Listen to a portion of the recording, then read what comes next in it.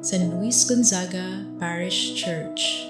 Ito ay matatagpuan sa San Luis, Pampanga. Unang itinatag noong 1734 ng mga Augustinian missionaries bilang sentro ng pananampalataya sa lumalawak na pamayanan. Dito unang nagtipon ang bayan para sa panalangin at sakramento.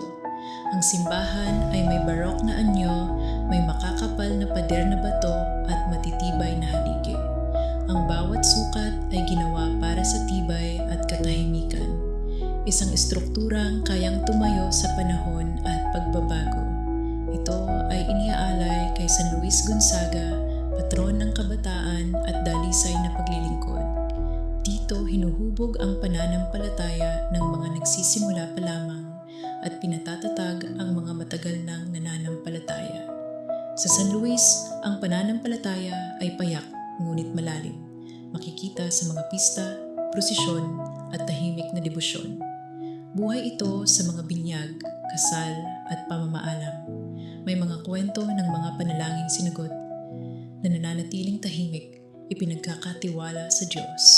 Hanggang ngayon, nananatili ang simbahan bilang sandigan, kasama ang bayan at ang pananampalatayang inuuwian tuwing linggo.